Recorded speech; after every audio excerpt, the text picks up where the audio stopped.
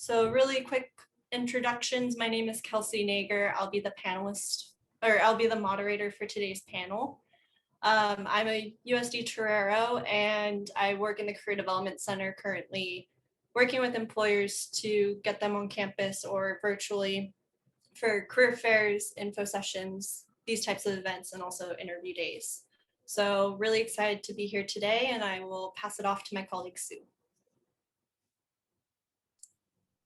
Thank you, Kelsey. I'm excited to be here as well. And I am a Torero too. Studied communications and English. And my first full-time job out of USD was as a recruiter. So I got to interview candidates every day and place them in jobs within the entertainment industry. So it's certainly a topic that I enjoy. And we're thrilled to also have Lauren from Gallo join us to share her expertise. And I'll let Lauren introduce herself as well. Thank you so much, Sue and Kelsey. I'm so excited to be here. Thank you guys for having me.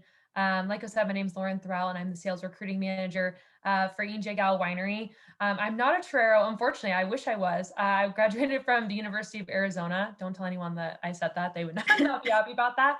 But I'm happy to be here, and I specifically recruit at USD. So I'm familiar with the campus, and yeah, I'm excited to share my tips and tricks with you guys, and hope you guys have some good questions. I'm excited to answer them. Thank you, Lauren. Thank you, Sue. So this is kind of the agenda for today. We have 4 sections for the panelists: interview preparation questions, virtual interviewing tips, day of interview tips, and then post-interview, how could you stand out as well. After each of these sections, we'll have Q&A time. So if you have a question we didn't touch on in interview preparation and you would like to ask that, right after those questions would be the best time to do so, but we'll also probably have some time at the end too if you have general questions. So there'll be multiple times, and you can either message it in the chat and I can voice it for you, or you can unmute yourself and ask the panelist. So we'll jump right in. The first section is interview preparation. So the questions we'll be asking the panelists are: how should a student prepare for an interview? What kinds of information should students research before an interview? And what do you recommend a student wear to a virtual interview? So I'm going to stop share so everyone can see the panelists. And the first question goes to Sue. What should students prepare for an interview? How should students prepare for an interview? Okay, so the first part in your preparation should involve self-assessment. So you really figuring out what you're interested in and what your skills, talents, and values are. So you really need to be able to articulate your strengths and your interests in the interview. And an important part of that is really spending some time and doing some self-reflection. And if you need help with that part of it, any one of us in the Career Center on the career counseling team can help you with that piece, as well as practicing. So once you start applying for positions and you'd like to practice, we can also help you with mock interviewing, giving you tips, as well as if you want to do a full mock interview, we can do that, or just practice some questions. And the other program that we have, and Kelsey's going to send out this information after the panel is over, we have an online program called Interview Stream, and it's a platform that allows you to record yourself, to be asked questions and record it so you can see how your responses look as well as how they sound. So that's called Interview Stream. We will send you the link. We pay a subscription fee every year for students to have access to that. So it's a great program. I think not as many students know about it. So we want to get the word out about that. And then an important part too, and we're going to talk about that next, is going to be research. And that's another way for you to stand out. Thanks, Sue, and great segue into the next question for Lauren of what kinds of information should students research about your organization and the interviewer? Yeah, exactly. So I think what Sue was saying, the next part of it really is that research aspect. So what I would recommend researching is first and foremost, researching just overall basics of the company.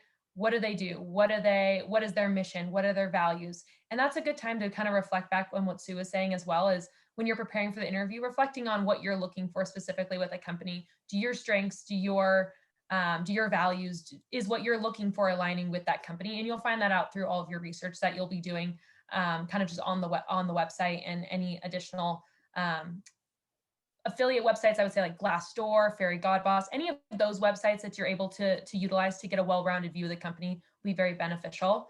And then I would also say researching the interviewer as well. So just making sure that you have an idea of who you're speaking with, questions to kind of ask yourself when you're researching them.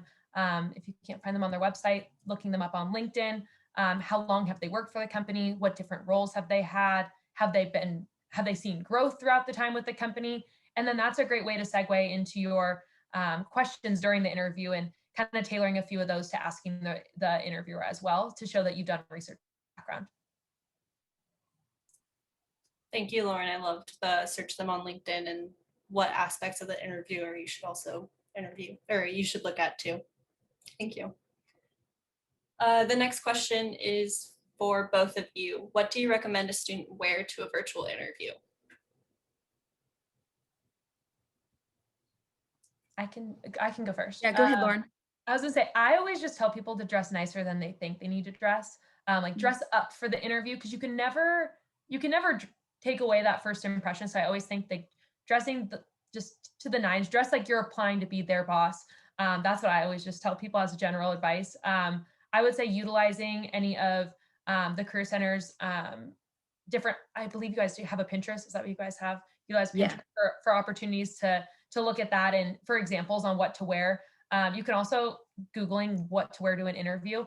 I would say, especially with virtual interviews, dressing with a blazer is kind of just a safe bet, especially when it's virtual, since we only see this little small window of you. So that's always a good safe bet for girls and guys. Just a quick blazer makes you look professional. You have it put together, but making sure that you know what industry you're applying to, what the company is looking for specifically, will also help you tailor what you're going to be wearing. Thanks, Lauren. Sue, did you have something to add? Oh, I was going to say, yes, I agree with everything Lauren said.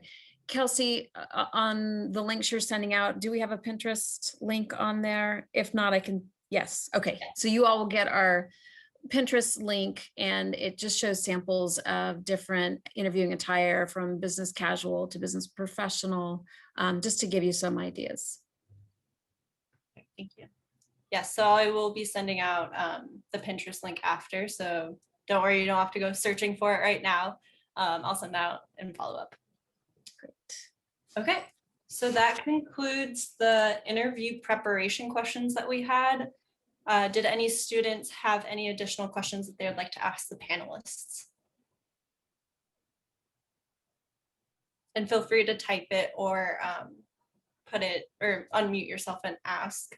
One thing I would add, I always add it during this presentation, is when you apply for the position, copy paste or download the job description right away, because as soon as that company gets enough applicants, they may take that job description down. And so if it comes time that you do get an interview and you want to look back at the role that you applied for, it might not be uploaded online. So make sure you save that in your own way, so you can always go back and look. Yeah, that's a good point. And also, if you had to submit a cover letter, review that as well, so you can remember what you told them you could do and the points that you highlighted, because it was enough to get you the interview. So they saw something that they liked on your resume and cover letter. I didn't think about that before. Thank you, Sue. A question did come in through the chat. Is it common for people to research the interview? Is it not considered stalker-like? It's a good question. I will say, I don't think it's stalker-like just because we have the tools like LinkedIn. It is a professional networking platform. So I would say it isn't stalker-like. I really do, in my experience, I expect people to research me beforehand. I don't require them to, but I just expect I might get questions based on my LinkedIn profile. So I don't personally think it's stalker-like. That's just my opinion, but that's a really good question. That's a great Yeah, question. Alexa, you can email me later if you want, just at Kelly, K-E-L-L-Y at sandiego.edu. I have something, instructions, if you don't have it already set up in your LinkedIn, where you can be anonymous.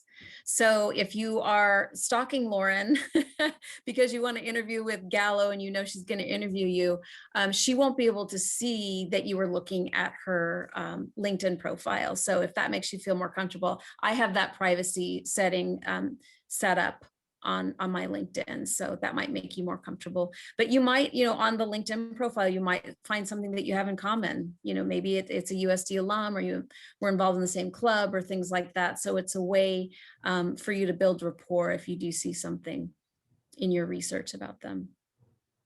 I agree. And I will say too, I'll add on to that. They probably will look at your LinkedIn if you have one too.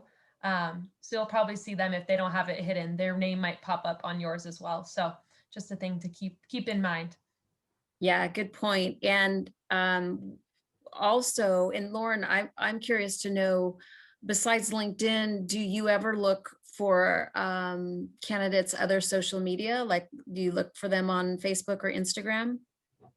I will say I don't personally. I have heard other companies do those. So I always recommend people make sure their social media is clean and making sure everything's, if you question it, just don't post it. But I personally don't. I just utilize LinkedIn. Got it. Thank you. And in the career guide link that I'll be sending out, there's a LinkedIn section. So you can always look there to see what to add to your LinkedIn, or you could create an appointment with one of our career counselors to go over your LinkedIn as well. Any other student questions on interviewing preparation?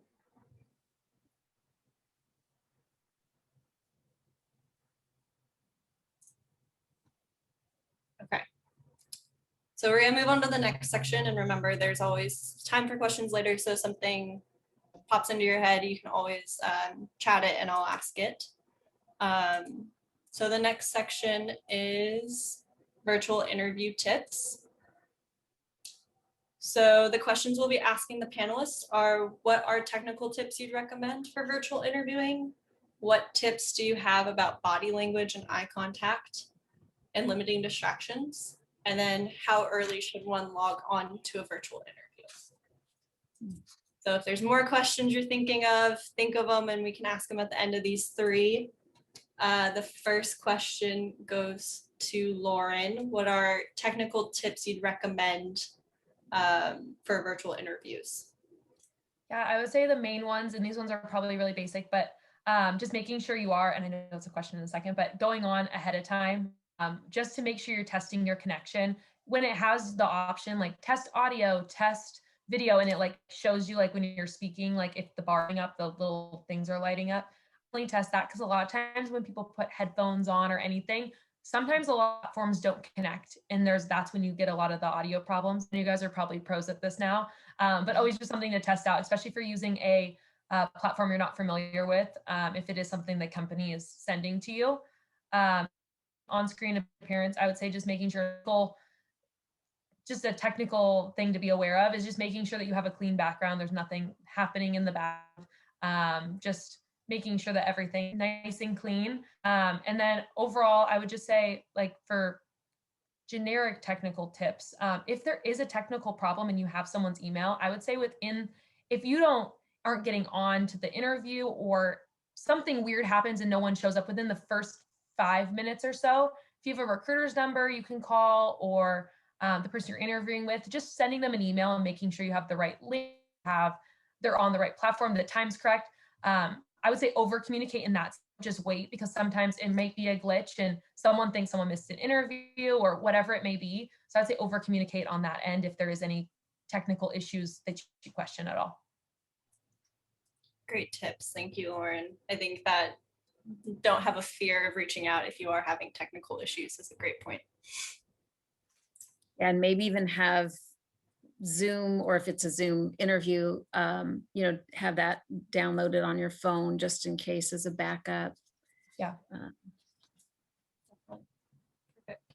So the next question goes to Sue. What tips do you have about body language eye contact and limiting distractions? Let's see. So if you have roommates, hopefully if you can, it's nice if you can be in a room with a closed door and maybe even just put a note on the door as a reminder that you're in an interview. Once we get back to campus, there will be spaces. Sometimes students can use a room in the Career Center, or now in the new Learning Commons, there might be some spaces where you could use that as well. But also in terms of like nonverbal, they say to look at the webcam, which is not the easiest to do, but you could even put like a little post-it next to the webcam just as a reminder, because that makes it look like you're having eye contact. And then don't forget the nonverbals. So, you know, nodding, showing that you're listening or that you understand, and don't be afraid to be animated or be expressive, even though it's an interview and you have to be professional. It's still using that nonverbal to communicate that you're interested. That goes a long way. Yeah, smiling, sitting up straight. And yeah, like Lauren said, make sure your background's clean. Now Zoom and some other platforms, they have the blurred. I have the blurred option on, so that can be a nice option if you don't want them to see your background. And yeah, those are kind of the main things I'd recommend for communication. Thank you, Sue. I think something else I would add for that too is you can kind of be explicit about what you're doing. So if you're taking notes during the interview, which is always a great thing to do, you can say like, sorry if I look away, like I'm just taking notes, and explain like your notes are there so that they know like if you are making that eye contact constantly, that you are taking those notes. So it's still being a productive, interactive interviewer. The next question is for Lauren. How early should a student log on to an interview? I would say like 5-10 minutes, depending on how comfortable you are with the platform that you're using. I always feel like, even as the interviewer on the other side, I always log on at least 10 minutes early, just to make sure that everything's set up and working on my end. So that's what I typically recommend to most people, is that 5-10 minutes. Great, thank you. Were there any student questions about the virtual interviewing tips section?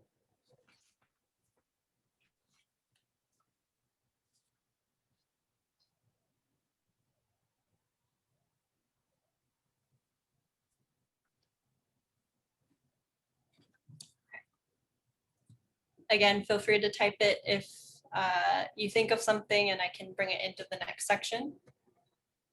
And we'll have Q&A at the end as well. So we'll move on to the next segment, which is day of interview.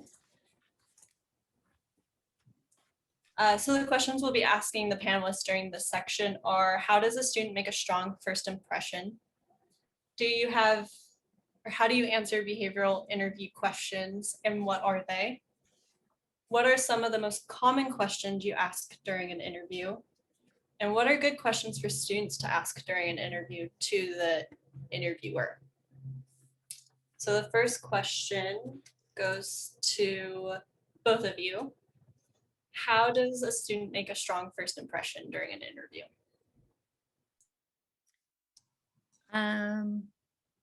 Lauren, do you want to go? Oh, no, so you can go first. I'll piggyback. Okay, you can fill in. So I think a positive attitude, that you're happy to be there. So again, kind of the smiling and energy and positive, eye contact. Once you're face to face again, a nice firm handshake goes a long way. And just showing that you're just in those first few seconds, the first impression, those first 10 seconds, kind of set the tone. So just making sure that you are present and you're showing an interest in the company. Lauren, did you have more?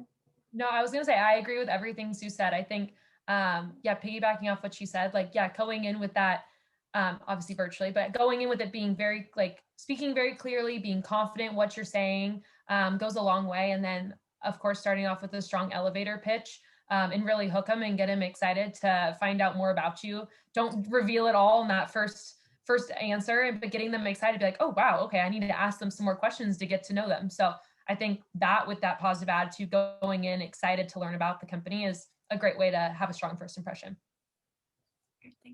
Is there anything, this is a off-topic question for you, is there anything that stood out in an elevator pitch before for you that students could learn from? I would say being able to kind of tell a story. I know you only have really like 30 seconds, but kind of painting that picture and just like, who are you? Like, not just reading off your resume. Like, can you give me some insight just onto who you are as a person, just what you're looking for, why you're here, just to kind of get that little, most likely you'll be asked those questions like right afterwards if you don't say it in the first 30 seconds. So just being like, hey, I'm here, I'm looking for this. This is what I do now. This is me, and just getting them kind of excited. And I think that being able to kind of tell a quick little story and just having that background gets a lot of people hooked and excited to learn more. Great, thank you, Lauren. And for students who are looking to kind of build that elevator pitch or that, so tell me about yourself question, there's some resources in the career guide. I'll send out at the end as well. And then also interview stream, which Sue mentioned earlier. You can kind of input that question of tell me about yourself or your elevator pitch. And that could be a great place to practice because it'll record you saying it and you can see how many times you say or stutter, or maybe you don't have that storyline that Lauren discussed and you want to kind of tweak that. So utilizing those resources would be helpful too during that situation. The next question we have is, how do you answer behavioral-based interview questions? That's for Lauren. And if you wouldn't mind, could you also define behavioral-based interview questions for students who may not know? Yeah, of course. So for behavioral-based interview questions, really, those are the questions, my best definition for you, probably be the ones that start off, typically you'll see them as, tell me about a time when, is typically kind of the intro that you'll see in those behavioral questions. And really the goal is you want to give them a specific example of a time that you were able to do X, Y, and Z, whatever the question's asking, and really utilizing, in a lot of cases, you'll utilize the STAR method. If that's the first time you're hearing about the STAR method, it's STAR like a regular like shooting star. And basically it would be more like situation, task, action, result. And that's typically what you're going to see in those behavioral questions. Sue, do you have anything else that you want to chime in for behavioral questions? Yes. So I think that that's definitely something that will bring your interviewing to the next level. So if you can prepare a few stars, maybe 3 to 5 star answers, you may not use them all in the interview, but just have them ready to go. And really looking at that job description and what the qualifications they're looking for. So if they want somebody who has strong sales or persuasive skills or customer service, then you build your star and your story around that. So you will be more memorable and people remember stories. And the nice thing about the star approach is there's a beginning, there's a middle, there's an end. So you're telling the context of the situation, the action that you took, and then the most important part is really the result. And I think that's what students forget to mention is the result.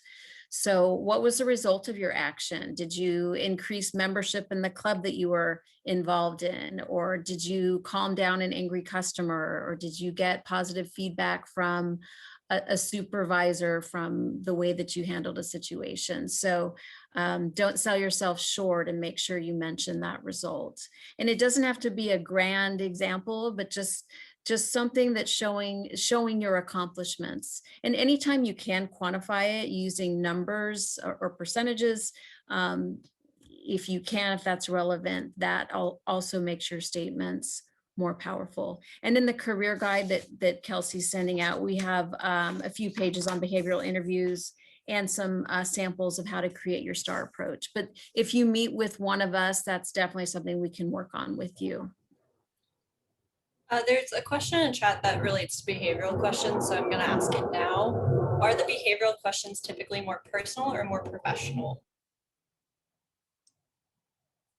They're usually more professional, maybe tell me about a time you dealt with an angry customer or worked on a group project and had a challenge or, yeah. Lauren, would you say the same? Yeah, I'd say more professional. If you can't think of any examples, I maybe ask for like, can I share a personal example? Typically people will be fine with it, but I think sometimes just asking and clarifying, do they want specifically a professional example? But most of the time it will be professional. Great. Thank you both for that one. The next question is for Lauren. What are some of the most common questions you ask in an interview? Piggyback of the last question, I will say I do ask a lot of behavioral style questions in interviews. So a lot of them that I'll ask will tell me, and I feel like some examples of questions I will ask will be like, tell me about a time you were able to persuade someone to the way you wanted them to think, or tell me about a time that you worked on a team and you had success, or maybe you had trouble with someone on your team. Different examples like that.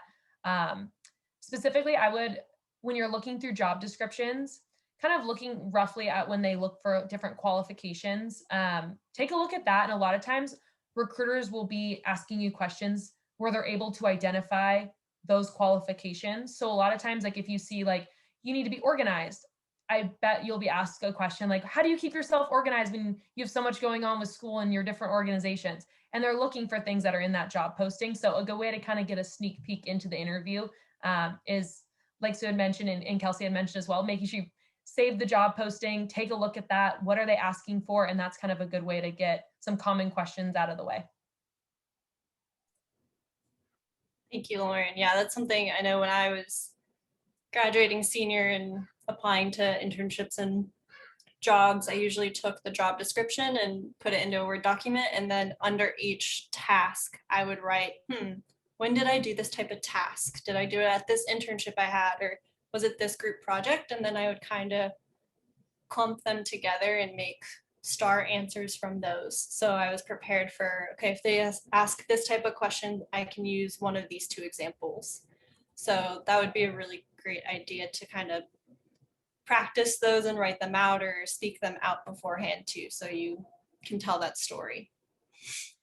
Kelsey, that reminds me, I'm going to send it out in the chat. There's a website called jobscan.com or jobscan.co. And so this is to get you an interview. What it does, it'll take your cover letter and or your resume, you upload that onto their platform as well as the job description, and it finds a match, like gives you a score, a percent score of how targeted your resume is to the job description or your cover letter is targeted to it. And then it gives you ideas of ways to increase the match. So it's trying to get you to 80%, that you know that you're showing that you have the skills and background to be a candidate and to be called in for an interview. So it's a really cool system and it's free. So I definitely recommend testing it out. And it's good for getting you prepared for the interview as well. Definitely. Thank you, Sue. And is it jobscan.co or .com? Both work. They listed as .co, which seems weird, but I've tried it as .com too, and it'll get you to the same page. Okay, perfect. Thank you. I can include that in the follow-up email too. So, okay, perfect. JobScan. Perfect. Okay. So the last question of this section, and then we have a student question as well, is what are good questions students can ask during an interview? And I'll direct that to Lauren. Yeah, I would say great questions to have. I will say, just to start off, I don't really think there's any bad questions per se. I think if you're asking insightful questions based off your research and looking at the job posting, really any question that you're going to be able to get answers for yourself, because I fully believe that interviews two ways. Like you're interviewing the interviewer just as much as they're interviewing you. You want to know if you want to work there. I will say the only time it would be considered maybe a bad question is if they've either answered it previously in the interview or it's something that's directly stated on like a website or in the job posting. So I would just take a look while you're coming up with your questions to make sure it doesn't repeat anything. I would try to stick to like 3 questions, have 3 prepared depending on how much time you have. And good ones to ask is just specifically maybe team culture, company culture. Are there any specific traits they've seen in successful employees or successful people in the role you're applying for? And then I always like to ask if there's any hesitation. I used to always ask, is there any hesitation or anything I wasn't clear on answering that you would like me to touch back on? Because if they do, typically they will tell you, and that's a great opportunity for you to kind of tailor and be like, okay, well, these are some examples of times I've done this. You're able to kind of wrap up the interview nice and then end it with a thank you and answer any questions that maybe we're going to be left unsaid. So those are my recommendations. Perfect. Thank you, Lauren. I know I've definitely used is there anything I can clarify for you? And that's helped a lot. So thank you for bringing that one up as well. Yeah. One question I would add too, based on experiences, what is the timeline or what are the expectations moving forward so that as you do walk away from the interview, you kind of have a timeline of, okay, they're going to make a decision in a week. And we'll touch on follow-up options in the next section, but asking that question of their timeline helps you know how to follow up and know what to expect to in terms of when you will hear back. And in our career guide, we do have a paragraph of about 10 questions to ask. Most of the ones that Lauren mentioned are in there. Perfect. Okay, so that wraps up the scheduled questions. A student question did come in for the section. What types of details should one include when answering the tell me about yourself question? I would say specifically, it kind of depends on what you're applying for, the job specifically in the industry, I think. But I think basics to kind of go over, especially being a student, touching on when you're graduating, what type of job you're looking for, your major, anything that you're currently involved in. So an organization on campus, whether that's athletics, clubs, if you have a job, and just what you're currently doing, where you are in your current experience level. And then touching on just what you're looking for the company and why you're there, I think are just good standards to have. You can also Google, and I'm sure the Career Center has stuff too. Like there's almost like templates that you have for things you can almost just kind of give yourself a rough outline. I'm sure the Career Center has stuff. And then if not, just Googling it too always works. Just a rough template for a tell me about yourself is always a good thing to do. Yeah, and there's also videos of students giving examples so you can kind of see what you like and what sounds good. And some of them, they'll have like a bad one and a good one so you can compare, a strong answer versus a weak one. I think it's really helpful to hear other people do those examples of a bad and a good, because then you can be like, oh yes, I really liked this portion of theirs. I'll bring that into mine or switch it up depending on what your experiences are. So thank you. And one thing Lauren mentioned a little earlier that I really like at kind of at the end of the tell me about yourself is to kind of wrap it up and bring it back to why you're excited about this position, like bring it back to the job and the interview. These experiences helped me decide that I really want to be in sales or whatever career path you are deciding on. Definitely. And how long would you say a tell me about yourself should last? Because obviously if it's a 30-minute interview, you don't want to take 10 minutes telling them about yourself. So what would your recommendations be? I would say, yeah, depending on the length of the interview and I think the type of interview and is it first round, second round, I think they can all gauge. But if it's a 30-minute first round interview, I would say like if you can take 2 minutes to just kind of run through. If you can do it in less time and get everything across, I think that's great. I think the less time, if you can get all the details across, is awesome. But I would say maybe max like 2 minutes, I would say. Sounds good. I definitely recommend students practicing that question just so you have it on hand, and it can be helpful to help answer other questions in case they don't ask it. But practice it with your friend, practice it with your dog. I mean, just verbalizing it helps a lot. I know I definitely grew in interviewing by practicing. And I think it is a good idea to time it to see how long it actually is for a 30-second versus a minute versus 2 minutes.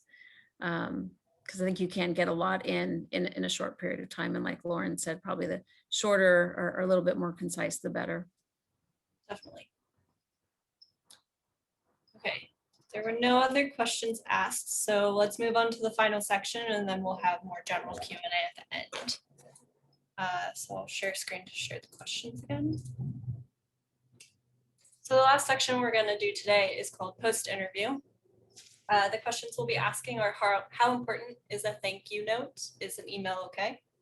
And besides the thank you note, how should students follow up after an interview and how frequently should they follow up? So the first question goes to both of you. How important is the thank you note and is an email okay? I think it's very important. It's just showing professional etiquette, gratitude, and it also gives the employer another chance to think about your interview again, and to remind them of who you are.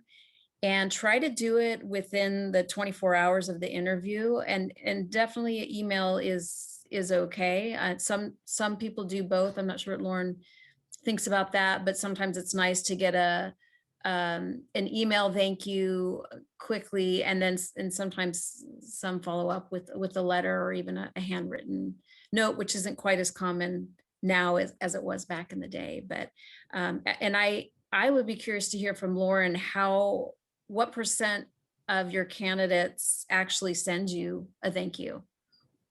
That's a good question. I was just thinking about that. Surprisingly, not as many as you would think. Like, Yeah. I was always shocked, and I'm relatively newer to this role specifically, so I think I went into it thinking I would get a lot more. But so it does really go a long way when someone sends a thank you email. Just it could be short and sweet, and just thanking them obviously for their time and consideration.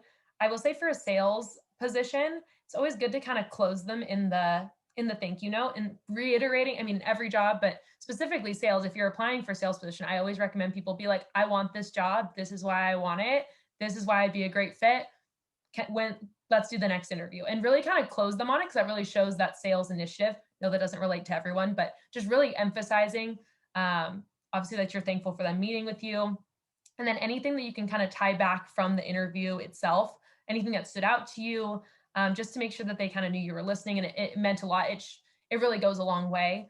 I will say the handwritten note too. I love the handwritten note as well. I think now as people are going back into the office, I think that hopefully will become more popular. I always recommend, do both. If you're going to send a handwritten note, you don't want the note to get there later. Maybe they work from home right now and they don't get the note and they're like, oh, I didn't know they wanted the job that bad, or they didn't send a thank you, or who knows. And I think that sending both is always just a good thing to do.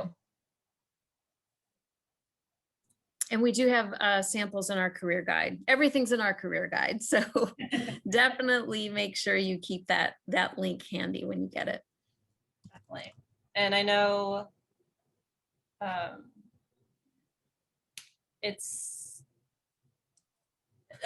heard that some students too, or some employers have seen students have the thank you notes in their car for in-person interviews, and they'll exit the interview and then sit in the car and write the thank you and then drop it off with the secretary or assistant right then and there as well. So that's also an option. But to Lauren's point, I think the question that you could ask at the end of the interview, asking about the timeline, kind of gives you more of an idea too of, is a mailing thank you note going to be too slow? Do I need to do the email thank you note to be quicker because they're making a decision quicker? So that might help decide too. Yeah, I'd say it definitely do email if you're going to do that, just because it's going to get there quick. But then if you can also do the handwritten, that's nice too. Okay, so the last question we have scheduled, and then students start thinking of questions because we're going to go into Q&A, and we'll have about 13 or so minutes for Q&A, which is great. Use Sue and Lauren while they're here. The last question we have is for Lauren. Besides the thank you note, how should students follow up after an interview, and how frequently should they follow up? Yeah, I would say, I know we kind of touched on LinkedIn earlier. I think I always enjoy after I have an interview with someone, them connecting with me on LinkedIn. I think it just one more way to be kind of connected. I don't mind when I get LinkedIn invitations. I will say I would definitely send the thank you via email. And then if you want to write in like the little note, like thank you again, like just short and sweet. I wouldn't try to write your whole thank you in LinkedIn because I try to check mine often, but I don't know maybe hiring managers or people in different companies. You don't know how often they're checking their LinkedIn, so you don't want it to get lost. But I think an email and a LinkedIn request at the same time, just sending that out is always good. And then how frequently to follow up. I would say if they told you it's like 10 to 14 days, wait that time. Send your thank you. Wait for the timeline that they gave you. If you haven't heard anything back, I think it's fully appropriate to be like, hey, like I know you had expressed the timeline was this. Just wanted to touch base and see if you'd come up with your decision or if there's anything else you need from me, just as a little touch base. If they need more time, I would say kind of depending on the timeline of the job, I would say it depends on like if you follow up another week after, if you wait 2 weeks, it just kind of depends on their communication. But definitely give them the time that they allocated and then definitely follow up. You don't want to regret and they're like, oh shoot, we just didn't send you the email or something happens. Hopefully that doesn't happen to anyone, but just in case it does, you want to make sure that you're on top of your communication and showing your interest and you're persistent. Great, thank you. Something I wanted to add to before we move on to Q&A, I would keep, when you're applying for jobs and internships, keep an Excel spreadsheet or a Google or a Word document of where you're applying, when you applied, any other information you have on that company or that application site, because sometimes you need passwords and usernames. Maybe you hear from them or you interview with them and you haven't heard from them in 2 weeks and want to follow up. It's always really great to keep these details in one spot because you don't know how many places you'll apply to and you don't want to get confused. So definitely keep a list and kind of keep a status update on that list. And it really comes in handy when you're going through the application process. Okay, so one student question came in. What if you realize during the interview the job's not for you? Do you voice that or just finish off the interview and then let them know? It's a great question. That's a really good question. Sue, do you have any advice? I'll be curious to hear what you say, but I would say I don't know that I'd bring it up during the interview. I think I'd like finish it off professionally. I would just finish it off you don't want to burn any bridges. You just never know. If you can do it professionally and I would say depending on what interview it's in, if it's like the phone screen and you're on the phone with the recruiter and you're like, hey, I don't know if this is for me, that's probably fine. They'll probably ask you to if you're still interested in it. But yeah, if it's like a first round interview and you're like, this isn't for me, I would just finish it. Use it as mock practice, use it as something for later on. And I would definitely think I would stay. Mm-hmm. I think you always can reflect after the interview too. And maybe you decide during the interview it's not for you, but it gives you more space and time to think about it, to wait till after. And in your follow-up email, maybe in the thank you can say, thank you so much for your time. I really enjoyed this, but it's not for me. So it's still letting them down gracefully, but not extending the time in which they're thinking about it. Yeah. I think definitely communicating that you're not interested. I think a company would rather hear you, like Kelsey said, email them and let them know like, hey, I'm no longer interested, but thank you. Like, I wish you the best of luck. I think companies appreciate that just as much as I know being on the reverse side, no one likes to be ghosted from a company and vice versa. No company likes to be ghosted by their candidates. So I think both way communication is important. So I think, yeah, if you're uninterested, just communicating that up front and then you guys can part ways. Okay, we have 12 minutes for Q&A, which is a great amount of time. I'd love to encourage students to either unmute and ask their questions or feel free to continue chatting them and I can voice them for you. But you have a recruiter and a career counselor right here at your fingertips, so utilize them while you can.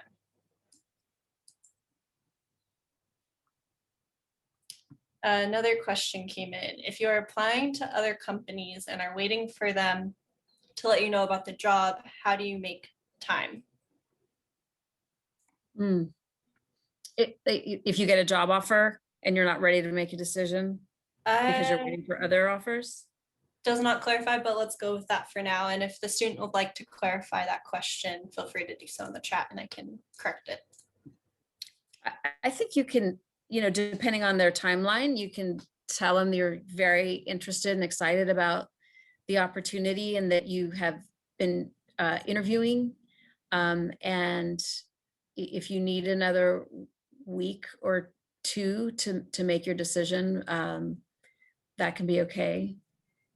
To buy yourself a little time. Lauren, you're nodding your head. I agree. Yeah, I think just communicating and just asking. Most people, I mean, we understand. I think recruiters and companies are all just people too. Like we know that you guys are interviewing with other companies and we want you guys to make the right decisions. I think what's best for you, if you need another week or so, just communicating that. And I'd say if the company isn't willing to be flexible, then I think that's when you kind of take into consideration, is that the job I want? And just kind of reflect, do some pro con lists, whatever you need to do. But yeah, I think just letting them know you need some more time. Those pro con lists come in handy. They do. Great. So another question that came in was, is there a way to get feedback from the interviewer after the interview about how you could improve? I think so. I've gotten emails from people that will ask for feedback and I'm always happy to give feedback. So I would say definitely just reach out and ask. I think it depends company to company and how they want to deliver feedback. And if they can, I know some companies don't allow them to, but if they do allow them to, I think it's always worth asking and just expressing that you're still interested in the company if you are, and you want to improve for later on down the line. So yeah, I don't see any problem with that. Great. Sorry, managing chat and questions. Okay. The next question is, when a company asks you if you have applied to other internships, do they like to know if you are actively looking for other opportunities or if you are solely focused on their particular internship opportunity? It's a great question. That is a good question. I would say I think it depends on the company. I can speak for Gallo specifically. We don't mind when people are interviewing with other companies. It shows that you're competitive, you're excited, you're going out in there and looking for roles. It just kind of gives the company kind of a look and see like who they're really competing against, especially if they want you as a candidate. I don't think it's a bad thing to let them know. Typically that it's just companies just want to see if you're, I don't know, just applying anywhere else, had experience. But if you don't want to disclose that information, you were never required to. So you can always be like, nope, like I don't feel comfortable asking that question. Like I have had people say that to me before and that's completely fine. But some people do like to share. And if you are just applying to one company, I think that's fine too. If you're really invested in it, I think really making that known to the recruiter is important as well. Thank you, Lauren. The next question, we're having a lot of great questions come in. At what point do you negotiate compensation? I think it depends. And I was gonna say, Sue, if you have any insight in this too, I think it depends on when the company brings it up specifically, because I've had like back in the day when I was applying to jobs about 4 years ago, I remember companies would either tell me early on, like this is what our range is. So I felt like compensation was out there early on the table from like a phone screen, and it was like, oh, okay, like this is what this is what I'm expecting, this is what I'm looking for, this is why. It's kind of an early conversation. I think if the company doesn't bring it up early on, I think you have every right to ask, depending on if they disclose the information or not. I think once you're extended the offer, I think not accepting the offer right there on the spot, but taking some time to think through why you could negotiate it. So like take that time after you have the offer, this is what they're going to offer you, come back to them with a negotiation of, and having some strong details into why you deserve X, Y, and Z amount. And I think coming back with those detailed responses, a lot of times, sometimes the recruiter specifically isn't the one that's going to be doing the financial background. So they might have to come back to you with the counteroffer or whatever it is. But I think it depends on the company and when it's brought up. But kind of a rule of thumb, I always just say, wait till you get the offer, kind of digest, figure out why you deserve more than what they're compensating you at. And then come back with those strong points and be ready to sell yourself. Yeah, I agree. And I think you have a little more power once you've been extended the offer because you know that they want you. Recently, a student showed me his offer and he wasn't sure if it was a good offer, and it was an amazing offer actually. And so he wasn't aware of like the standard salaries for somebody coming right out of undergrad at USD. And so we do have surveys, and we can help you look at the data of what's a common salary, especially by location. You can also do your homework on like salary.com or some of those salary sites and get an idea of is this fair compensation. Yeah, and if you don't want to accept it right away, like Lauren said, that's okay. Just give yourself some time to look it over and to see what, if it's a fair offer or not. Thank you both. I think those. Yeah, and Kelsey, I think we still have, so one of our alums from Viasat did a great salary negotiation workshop that I think is on our YouTube channel too. Yes. So you can have access to that and hear her perspective on negotiation. Yep. Yeah, our YouTube channel has all of our previous workshops that we could record. So feel free to dig through that, and you'll be able to find some great information there as well about salaries negotiation. Another student question that came in too is, how would you approach a situation in which you accept a job offer, but a better one is offered shortly after? So to put a term to this, it's called reneging. And I will let Lauren and Sue cover that one. I will say if that does happen, I think just make sure you know what you want to do. Kind of again, the pro con list. Make sure you know that is the right decision for you. Just because I know a lot of times if you do accept an offer and retract it, there's not a lot of times I see people ever going back to those companies. And maybe there might be, but I won't speak for everyone. But from stories I've heard from people I know specifically, outside of Gallo in different industries, when that does happen, I would just be sure with your decision.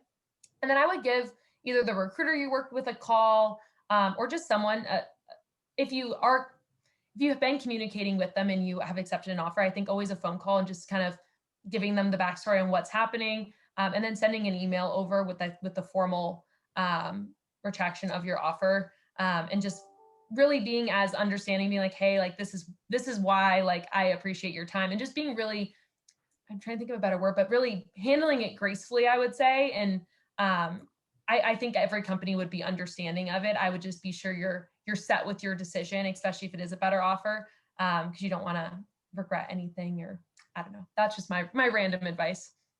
Definitely. Sue, would you like to add anything? Yeah, I agree.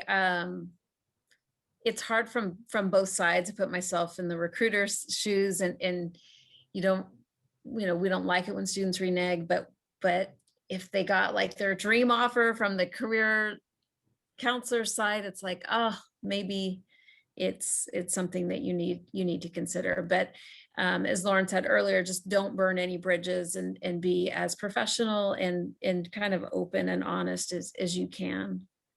Mm-hmm. Thank you. I think both of those are great points, and it's definitely a hard situation to be in. And students, if you get into that situation, don't feel like you're alone. Like, you can book an appointment with a career counselor and talk it out, and kind of do those pros and cons lists that Lauren has been talking about, and see what's right for you and how to handle it. I think too, the company will be understanding too, because I feel like from a company standpoint, we'd rather have you find the job that you're passionate about beforehand, and not work for a company for 2 weeks and be like, oh my gosh, now I'm going to leave. Like, this is not what I wanted to do. So I think the company should be really understanding if you handle it, like Sue said, professionally. I think just, yeah, companies would rather have you not start, because that's a whole other process. So as long as that hasn't happened, I feel like just sending the email and doing that, everything should be good. Thank you. So we have 1 minute left. We have one student question left. So I'll ask that, and then I'll put a few follow-up items in the chat. What are things that rub you the wrong way during an interview, and what should be avoided?